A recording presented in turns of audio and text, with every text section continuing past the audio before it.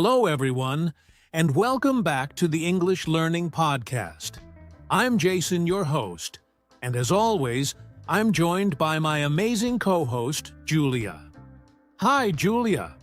Hi, Jason. Hello, listeners. We're so excited to have you here. Today's episode is From Silent to Fluent, a must-listen for anyone who struggles to speak English confidently. Yes, we know that many learners understand English well, but struggle to speak. Maybe you're afraid of making mistakes. Maybe you don't have people to practice with. Or maybe you're just not sure where to start. That's completely normal. Many learners stay silent for months or even years because they feel nervous or insecure. But today, we're going to help you break that silence and take real steps toward fluency. Exactly. In the next 26 minutes, we'll talk about why learners hesitate to speak, how to change your mindset, practical ways to start speaking, and how to stay motivated. By the end of this episode, you'll have the tools and confidence to start speaking English, no matter where you are in your learning journey. So, get ready, grab a notebook if you need to, and let's dive into the journey from silent to fluent. All right, let's start with the big question. Why do so many English learners stay silent instead of speaking? Julia, what do you think is one of the biggest reasons? Great question, Jason. One of the main reasons is the fear of making mistakes. Many learners worry that they'll use the wrong words, mispronounce something, or make a grammar mistake, and they think people will laugh at them or judge them. Yes, that fear is real. But the truth is, making mistakes is part of learning. Think about how children learn to speak their first language. They make mistakes all the time. But nobody laughs at them because mistakes help them improve. Exactly. But here's the problem. Many English learners try to be perfect before they even start speaking. They want to get the grammar 100% correct before saying a sentence, but waiting for perfection actually slows you down. That's so true. And I think another big reason learners stay silent is lack of confidence. They compare themselves to native speakers or advanced learners and think, "I'll never sound like that." Yes, but confidence comes from practice. You don't have to speak perfectly to communicate well.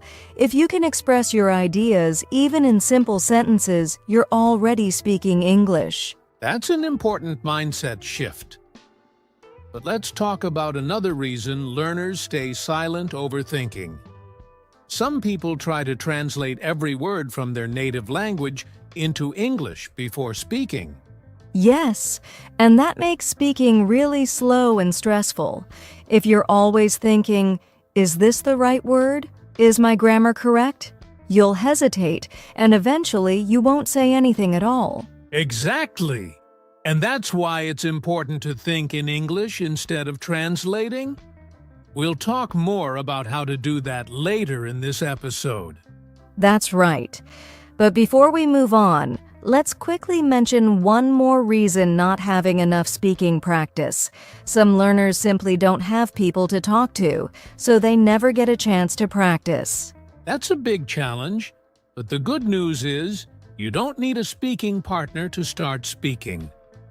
There are many ways to practice by yourself, and we'll share those tips in just a moment. So, to summarize, learners stay silent because of 1. Fear of mistakes, 2. Lack of confidence, 3. Overthinking and translating, 4. Not enough speaking practice. But don't worry. If you struggle with these problems, you are not alone and you can overcome them. Next, we're going to talk about how to change your mindset so you can start speaking with confidence. Now that we know why many learners stay silent, let's talk about something really important: the mindset shift that will help you start speaking. Julia, what do you think is the biggest change learners need to make? The biggest shift is understanding this simple truth. You don't need to be perfect to start speaking. Speaking is part of learning. That's such a powerful idea. Many learners think they need to study English for years before they can start speaking. But the truth is, you learn to speak by speaking. Exactly. Think about how babies learn their first language. They don't study grammar books or memorize vocabulary lists. They just listen and speak, making lots of mistakes along the way. And that's how they become fluent. That's such a great example. So, instead of waiting until you feel ready to speak, you should start speaking now, even if it's just a little bit. Yes, and here's another mindset shift. Mistakes are not failures. They are signs of progress. Every time you make a mistake, you are learning something new. That's so true. Imagine you're learning to play the guitar. If you make a mistake while practicing, does that mean you should stop playing forever? Of course not. You just keep practicing, and over time, you get better. Exactly. And the same thing applies to English. The more you speak, the faster you will improve. So, here's a challenge for our listeners. Stop worrying about mistakes and start speaking today. Even if you just say one sentence out loud, that's progress. I love that. And coming up next, we'll give you some practical steps to help you start speaking, even if you feel shy or nervous. All right, now that we understand that speaking is part of learning, let's get into some practical steps that will help you start speaking, even if you feel shy or don't have a speaking partner. Yes, these are simple, effective, and you can start using them today. So, Jason, what's the first step? The first step is thinking in English instead of translating.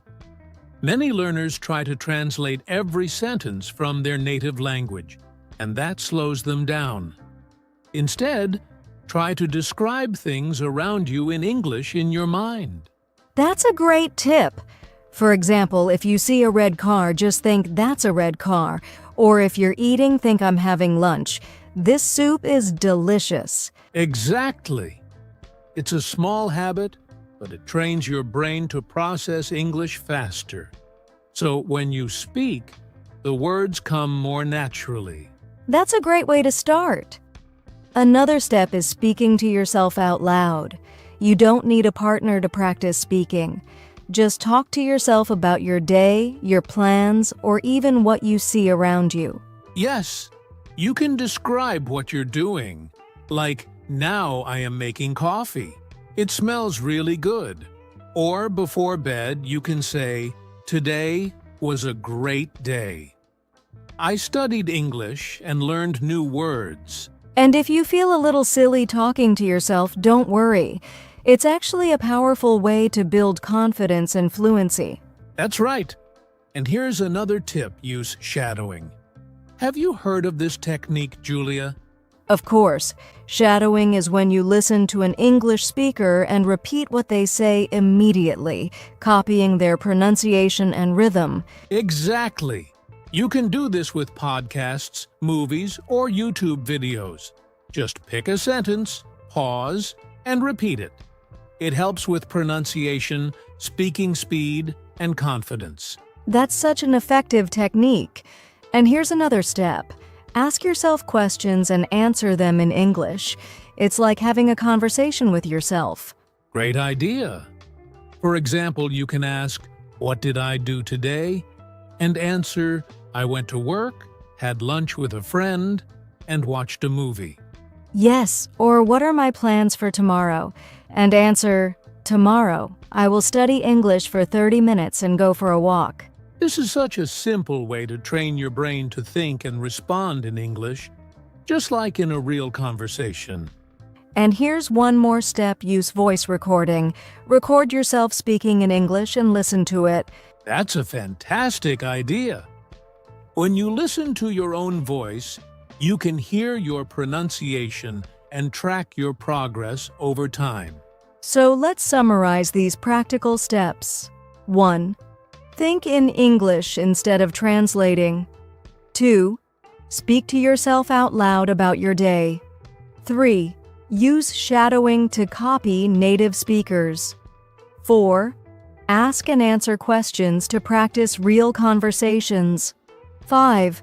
Record yourself speaking and track your improvement. These steps are easy to do, and if you practice them consistently, you'll see real progress in your speaking skills. Coming up next, we'll talk about how to find speaking opportunities even if you don't have a language partner. So far, we've talked about why learners stay silent, the mindset shift they need, and some practical steps to start speaking. But here's a common challenge. What if you don't have anyone to practice with? That's a great question. Many learners don't have native English speakers around them, but the good news is there are plenty of ways to find speaking opportunities. Absolutely. Let's start with the first one-language exchange apps. Have you ever used apps like Tandem, HelloTalk, or Speaky? Yes, these apps connect you with real people who want to practice languages. You can chat with native English speakers who are learning your language, so it's a win-win. That's a fantastic way to practice. And another option is joining online communities. There are Facebook groups, Discord servers, and WhatsApp groups where people practice English together. Yes, and some groups even organize Zoom calls or live chats where you can practice speaking with other learners. That's right. But what if someone doesn't feel confident enough to join a live conversation? Great question. A simple way to start is by leaving voice messages instead of texting. For example, in a language learning group, instead of typing, "Hello, how are you?" try sending a short voice message. That's a fantastic way to get comfortable. And here's another idea. Find a speaking buddy. If you have a friend or classmate learning English, set up regular calls to practice speaking together. Yes, even 10 minutes a day of speaking practice can make a huge difference. And don't forget about local opportunities. If you live in a city with English-speaking tourists or expats, try talking to them in English. Even small conversations, like ordering food or asking for directions, can build confidence. That's a great idea. And for those who don't have access to native speakers, joining an English club at school or in your community can also be helpful. Absolutely.